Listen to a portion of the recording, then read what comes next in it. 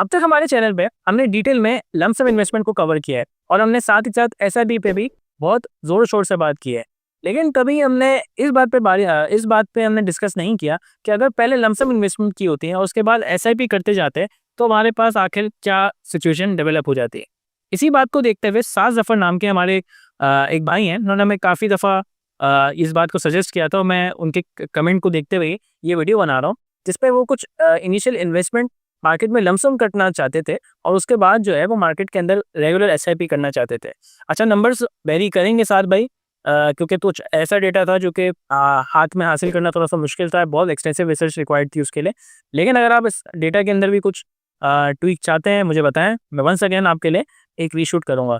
इसके साथ साथ अगर आप भी चाहते हैं कि हम आपके दिए हुए डेटा पे कोई वीडियो बनाएं ताकि आपके जहन में कोई सवालात हैं, कोई कन्फ्यूजन है, वो क्लियर हो सके, तो बिल्कुल हमें कमेंट सेक्शन में बताएं, हमारे ईमेल पे हमें रीच आउट करें, हम ज़रूर इस पे भी वीडियो बनाएंगे। तो आइए चलते हैं एक्सेल शीट की तरफ। वंस अगेन हर दफ़ा क्लियर करता हूँ, इस बार भी क्लियर कर रहा हूँ। हमारे पास जितने भी डेटा हैं ये रियल लाइफ डेटा हैं, हमें अल मीज़ान के एफएमआर से इनको एक्सट्रैक्ट किया है। और अल मीज़ान तो मैं कोई सजेशन नहीं है, या अल मीज़ान इटसेल्फ मैं डायरेक्ट रिकमेंड नहीं करता, आपकी मर्ज़ी है, आप किसी भी एमसी में अकाउंट खुलवा सकते हैं। अल मीज़ान का एफएमआर मेरे लिए ईज़िली एक्सेसिबल था और डिफरेंट वजूहात की बुनियाद के ऊपर अल मीज़ान का डेटा मुझे ईज़िली मिल गया। तो इस वजह से यहाँ पे जितने भी डेटाज़ हैं अल मीज़ान के हमें मिलते हैं। लेकिन आप किसी भी एएमसी के नंबर मोटा-मोटा देखेंगे, ऑलमोस्ट आइडेंटिकल इन नंबर्स होते हैं, मोटा-मोटा नंबर उनका सबका सेम ही होता है। तो आइए चलते हैं अपने एक्सेल शीट की तरफ। एक्सेल शीट में वंस अगेन जिन लोगों ने इस दफ़ा भी हमें न्यू जॉइन किया है, तो सबसे पहला जो कॉलम है हमारा फिस्कल ईयर का है। फिस्कल ईयर का मतलब है ये कौन-सा मॉनेटरी ईयर समझा जाता है। जब हम 2016 की बात करते हैं तो 2016 का मतलब होता है कि ये 2015 के जुलाई से लेके 2016 जून तक का ये डेटा मौजूद है। इनिशियल इन्वेस्टमेंट, हम मार्केट में अपनी जर्नी स्टार्ट कर रहे हैं तो हमने मार्केट में अगर कुछ पैसे लगाए हुए हैं तो हम उसको इनिशियल इन्वेस्टमेंट मानते हैं। एसआईपी वाली वीडियो में हम इसको जीरो लेके चलते हैं और लंप सम इन्वेस्टमेंट में इनिशियल इन्वेस्टमेंट जो भी लगाते हैं वो रहती है। उसके बाद investment at the end of the year, यहाँ पर हमारे पास क्या होता है कि एसआईपी वाली अमाउंट है। तो अगर हम एसआईपी के ऊपर वीडियोस जब बनाते थे तो यहाँ पर आपको कुछ ना कुछ कॉलम के अंदर वैल्यूज नजर आती थी और लंप सम इन्वेस्टमेंट में ये कॉलम खाली हो जाता था। बट क्योंकि इस बार हम दोनों का कॉम्बिनेशन बना रहे हैं, दोनों को कंबाइन करके बना रहे हैं, तो आपको लंप सम इनिशियल इन्वेस्टमेंट भी नजर आ रही है और आपको एक एसआईपी इन्वेस्टमेंट भी नजर आ रही है। तो हमने लंप सम इन्वेस्टमेंट 7 लाख की है, आप कुछ भी कर सकते हैं। 7 भाई जैसा बोलेंगे हम वैसा भी इसके अंदर टिक्स वगैरह कर देंगे। और investment at the end of the year हमने बस 60,000 रुपीज़ रखी हैं, यानी 5,000 रुपये माहाना के हिसाब से हमने एसआईपी को मान के चले। तो अगर 7 लाख रुपए मार्केट में हमने पहले लगाए थे और 60,000 रुपये हमने मार्केट में साल के एंड में जोड़े मार्केट के लिए, तो मार्केट में हमारे 7,60,000 रुपये लग चुके थे। अच्छा, दोबारा से मैं इनको समझा दूँ, टोटल वैल्यू ऑफ इन्वेस्टमेंट का मतलब क्या होता है? टोटल वैल्यू ऑफ इन्वेस्टमेंट का मतलब ये है कि पैसे जो आपने लगाए हुए थे इनिशियली और आपने जो मार्केट से फ़ायदा हासिल किया या एसआईपी की, उसके बाद जो आपके पैसे ऐड अप होकर रह जाते हैं वो टोटल वैल्यू ऑफ इन्वेस्टमेंट में आ जाते हैं। इन्फ्लेशन के नंबर वंस अगेन एसआईपी वाली वीडियो के लिए अभी आपको समझ में नहीं आएगा, तो उसको थोड़ी देर के लिए हम इग्नोर करते हैं। जब हम मार्केट परफॉर्मेंस की बात करते हैं तो हमारे पास 9 साल का डेटा पूरा मौजूद है। हमने अब बाकी 4 साल या 5 साल को एक्सट्रैपोलेट किया है। वंस अगेन वहाँ पहुँचेंगे, मैं दोबारा समझा दूँगा हमने कैसे किया है, हालांकि हमें पहले भी अपनी वीडियो में समझा चुके हैं। तो मार्केट परफॉर्मेंस एक्चुअल नंबर है, मार्केट ने उस साल कितना परसेंट परफॉर्मेंस दी है। मार्केट वैल्यू सब कुछ कर कराने के बाद मार्केट के अंदर आपकी क्या वैल्यू रह जाती है और मार्केट में आप कितना पैसा लगा चुके थे और उस हिसाब से आपके परसेंटेज चेंज क्या रह जाता। तो आइए देखते हैं। तो शुरू करते हैं 2016 से। 2016 में मार्केट में आपने इनिशियली 7 लाख रुपए कहीं से भी लेके लगा दिए, ठीक है, और 60,000 मार्केट में साल के आखिर में आपने 5-5 हज़ार करके जमा किए, तो मार्केट को आपने साल के आखिर तक 7,60,000 रुपए दिए थे। मार्केट उस साल अच्छा परफॉर्म करती है और तकरीबन 17.4% का रिटर्न देती है। जब 17.4% का रिटर्न मिलता है तो मार्केट में अब आपकी टोटल जो वैल्यू है वो 8,92,000 रुपीज़ पहुंच जाती है और आपने जबकि मार्केट में 7,60,000 रुपये लगाए थे तो मार्केट से 17.4% अपसाइड ही मौजूद थे। 2017 की अगर हम बात करें, 2017 में मार्केट में 892 हमारे इनिशियल इन्वेस्टमेंट बन जाती है। जो पिछले साल की लास्ट इन्वेस्टमेंट होती है वो नेक्स्ट ईयर के लिए इनिशियल इन्वेस्टमेंट बन जाती है। मार्केट में हमने 60,000 रुपये जोड़े, मार्केट के अंदर आपकी टोटल इन्वेस्टमेंट 9,52,000 रह जाती है और मार्केट ने 23% तकरीबन ग्रोथ देखी उस साल, तो आपका जो मार्केट वैल्यू है वो तकरीबन 11,70,000 के करीब पहुंच जाती है। जबकि आप मार्केट में इस बार 8,20,000 लगा के बैठे थे, 7 लाख पहले के और 60,000 करके 2 दफ़ा, तो 8,20,000 के हिसाब से आपका जो पोर्टफोलियो चेंज आया 42% का चेंज आया। नेक्स्ट 2018 में मार्केट गिरती है, जैसे कि आपको नज़र भी आ रहा होगा। जब मार्केट डाउनवर्ड साइड की तरफ जाती है तो देखते हैं क्या होता है।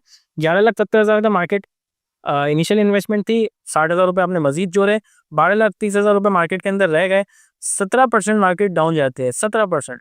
और मार्केट में अब आपके पास तकरीबन 1 बिलियन या 10,20,000 के करीब आपके पास अमाउंट रह जाती है। मार्केट में आप 8,80,000 रुपये लगा के बैठे हुए थे और अभी भी आपके पास थोड़ी सी अमाउंट ज़्यादा ही है, 15.9% अगर हम देखें। नेक्स्ट ईयर के लिए 10,19,000 हो गया और 60,000 मजीद आपने जोड़े, 10,80,000 के करीब करीब पहुंच गए। 24% इस बार मार्केट गिर गई। अब थोड़ी सी रातों की नींदें खराब होती हैं और इस वक्त आप मार्केट में 8 लाख रुपए लेके बैठे हो, 8,17,000 रुपये लेके बैठे हो, जबकि आप मार्केट को 9,40,000 रुपये दे चुके थे। इसका मतलब है कि मार्केट में आप 13% नेगेटिव खड़े हो। अगली साल मार्केट नेगेटिव ही परफॉर्म करती है, बल्कि ऑलमोस्ट आइडेंटिकल परफॉर्म करती है, 2.8% का। आओ देखते हैं 2021 के अंदर आते हैं।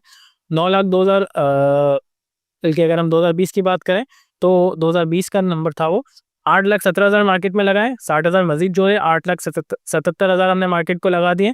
तकरीबन 2.81% ग्रो करती है, 9 लाख रुपए हमारे मार्केट में रह जाते हैं, जबकि आप ऑलमोस्ट नहीं पूरा मिलियन मार्केट को दे चुके थे। अभी भी तकरीबन आप अपनी इन्वेस्टमेंट से 9% डाउन है। वंस अगेन 2021 का साल आता है, मार्केट बहुत अच्छा परफॉर्म करती है। 9 लाख रुपए आपने इनिशियल इन्वेस्टमेंट रखी थी, 60,000 मजीद जोड़े, 9,60,000 के ऊपर आप मौजूद थे। मार्केट उस साल 35% जो है परफॉर्मेंस दिखाती है और आपकी इस बार टोटल इन्वेस्टमेंट जो है 13 लाख के करीब पहुंच जाती है, जबकि आपकी इन्वेस्टमेंट इस पर 10,60,000 थी, अब आप पॉजिटिव खड़े हुए। अच्छा, इसके बाद 2 साल मार्केट नेगेटिव रहती है और आते हैं डायरेक्ट अपने 2024 के साल पे।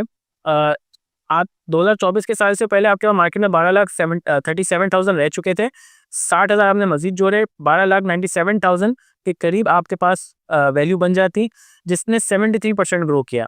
73% ग्रो करने के बाद ये तकरीबन 22,45,000 का आपके पास मार्केट वैल्यू का फिगर पहुंच जाता है, जबकि आप मार्केट में 12,40,000 रुपये लगा के बैठे हुए थे, यानी 81% के करीब आपकी अमाउंट रह जाती है। अब जो हमारे साथ नए जुड़ रहे हैं उनको ये बात मैंने समझाई थी कि देखें, MIF हो या कोई भी हमारे पास म्यूचुअल फंड हो, वो अपने जो FMRs होते हैं या फंड मैनेजर रिपोर्ट्स होती हैं, उनके अंदर अपने फंड्स के इनिशियल डेट से कुछ CAGR कोट करता है। CAGR जो कम्युलेटिव एग्रीगेट होता है रेट ऑफ रिटर्न का, वो बताता है कि MIF को 17% ग्रो किया है फ्रॉम इट्स इंसेप्शन। हम 17% रेट ऑफ रिटर्न को नहीं मान के चलते, हम कहते हैं कि मोटा मोटा 14% तो देना चाहिए इसको, तो हम 14% मार्केट परफॉर्मेंस को लेके चलते हैं। वंस अगेन कोई गारंटी नहीं है कि आप इस चीज़ को लेके चले, बट कम भी हो सकता है, ज़्यादा भी हो सकता है, मोटा मोटा एवरेज मान के चल रहे हैं। जब हम 14% के लिहाज से बात करते हैं तो 2025 में, अच्छा टू कीप यू अपडेटेड, 2025 में अब तक 50% मार्केट का ग्रोथ रेट आया हुआ है, उसको भी हम 14% मान के चलते हैं। तो अगर 22,45,000 रुपये मार्केट के अंदर आपने लगाए थे, 60,000 उसके अंदर मजीद जोड़े, तकरीबन 23 लाख मार्केट में आप लगा चुके थे। 14% अब क्योंकि सारे के सारे पॉजिटिव रेट ऑफ रिटर्न है तो यहाँ से हमें ग्रोथ ही नजर आएगी, तो 14% जब वो ग्रो करता है तो 26 लाख पे पहुँचता है। फिर अगले साल SIP करने के बाद आपके पास टोटल वैल्यू 30 लाख समथिंग पे पहुँचती है। फिर SIP करने के बाद 14% ग्रो करता है तो 35 लाख पे आप पहुँचते हैं। फिर 60,000 इन्वेस्ट करने के बाद और 14% ग्रो करने के बाद 41 लैक्स पे आप पहुंचते हैं। ऐसा करते करते जब हम 2030 में पहुंचते हैं तो मार्केट के अंदर आप टोटल 16 लाख रुपए लगा चुके थे, जिसमें 7 लाख इनिशियल इन्वेस्टमेंट थी, आपकी लमसम इन्वेस्टमेंट थी, और 9 लाख 15 साल के अंदर हमने मार्केट में 60,000 रुपए करके लगाए थे। टोटल 16 लाख मार्केट में लगाए थे, जिसकी कुल वैल्यू 55 लाख पहुंच जाती है। वंस अगेन डिपेंड करता है ये 14% ग्रो करेगा, अगर ये नेगेटिव ग्रो करेगा फिर पॉजिटिव ग्रो करेगा फिर नेगेटिव ग्रो करेगा तो वैल्यूज में डिफरेंस आता है। बट हमें ये भी मान के चलना पड़ेगा कि कुछ CAGR 17% over a period of 22-23 years कह रहा है, तो 17 नहीं तो 13, 12, 14 इस तरीके का नंबर तो मिलना ही चाहिए जब हम भी 20% 20 ईयर्स के लिए इन्वेस्टमेंट कर रहे होंगे। तो अगर हम हायर रिस्क फंड को यहाँ पे कंक्लूड करें तो हायर रिस्क फंड में 16 लाख रुपए लगा के आप 55,11,000 रुपए के ऊपर खड़े होते हैं, यानी अपनी इन्वेस्टमेंट को आपने 244% बढ़ा दिया होता।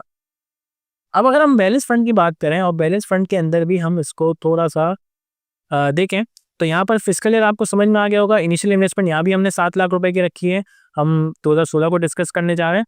Investment at the end of the year 60,000 हमने लगाए, 7,60,000 की बात करी।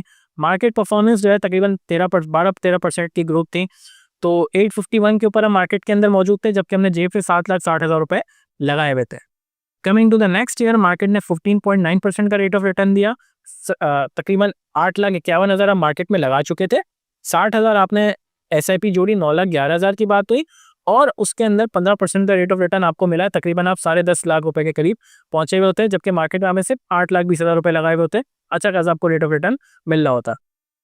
अगले 2 साल मार्केट अच्छा परफॉर्म नहीं करती है, आपकी टोटल वैल्यू जो है वो 9,31,000 तक आ जाती है। इसमें एसआईपी भी शामिल है, मार्केट की गिरावट भी शामिल है। फिर नेक्स्ट 2 ईयर्स मार्केट कुछ डिसेंट किस्म का परफॉर्मेंस देती है, तो आपके पास तकरीबन 13,37,000 के करीब नंबर पहुंच जाता है। फिर कुछ नेगेटिव रेट ऑफ रिटर्न आता है। एसआईपी आपने छोड़ी नहीं है, एसआईपी आप करते जा रहे हैं। हम इसको एक दफ़ा दिखा भी देते हैं कि जब हम 2023 की बात कर 22 की बात कर रहे हैं, 2022 का साल शुरू होता है कि आपने मार्केट में 13,37,000 रुपये लगाए हुए थे, 60,000 मजीद जोड़े, 13,97,000 पे आपका नंबर था। 3% के करीब करीब वो कुछ कम हुआ तो वो 13,46,000 पे रह जाता। और उसके बाद अगर हम बात करें 2023 में मार्केट ने बहुत अच्छा परफॉर्म तो नहीं किया, ऑलमोस्ट आइडेंटिकली परफॉर्म किया। 2024 में बहुत अच्छा परफॉर्म किया था, आई मिस्टेकन। तो 13,46,000 पे आपने स्टार्ट किया, 60,000 जोड़े, 14 लाख पे पहुंचे। फिर मार्केट 5% बढ़ी तो 14,75,000 पे आप पहुंचे हुए थे। उसके अगले साल बहुत अच्छा रेट ऑफ रिटर्न मिलता है, 43% मार्केट ग्रो करती है, 22 लाख के करीब आप स्टैंड करते हैं। वंस अगेन जो बैलेंस फंड का एफएमआर है वो ये बात बताता है कि मार्केट में तकरीबन 13-13.5% का बैलेंस फंड रिटर्न देता है। तो हमने यहाँ पे 11% का रेट ऑफ रिटर्न मान के चलें। वंस अगेन ये तकरीबन 18-19 साल का कैलकुलेटेड CAGR था।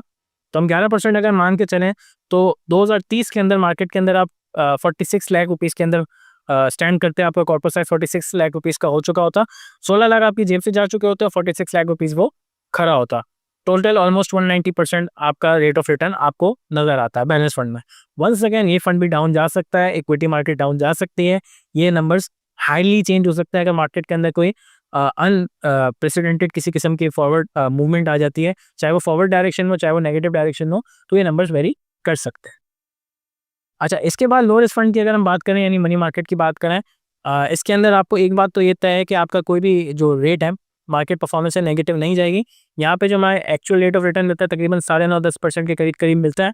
तो हमने यहाँ पे इसको 8% लेके चले थे, क्योंकि हम ये बात बार बार कहते हैं कि मार्केट परफॉर्मेंस आपकी 2-3 साल पहले जो थी वो अब आपको नहीं मिलेगी। इसकी वजह से नंबर पहले ही बहुत ज़्यादा बढ़ चुके थे।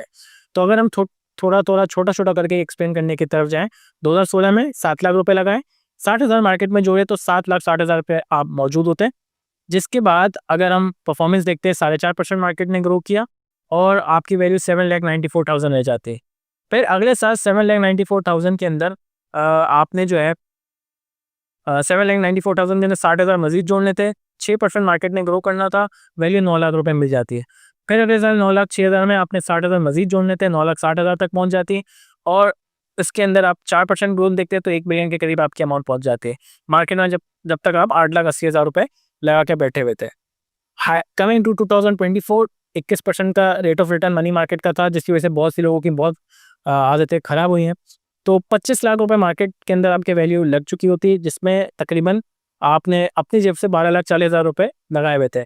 अगर इसको एक्सट्रैपोलेट करें और 8% के हिसाब से एक्सट्रैपोलेट करें, क्योंकि 9.5% का एफएमआर रेट ऑफ रिटर्न बता रहा था, तो उसके लिहाज से जब आप अपने टेन्योर के एंड पे पहुंचते हैं तो मार्केट में आप 44 लाख रुपए लेके बैठे हुए होंगे, जबकि मार्केट में आपने तकरीबन 16 लाख रुपए लगाए हुए होंगे। ये बैलेंस फंड के ऑलमोस्ट आइडेंटिकल ही था।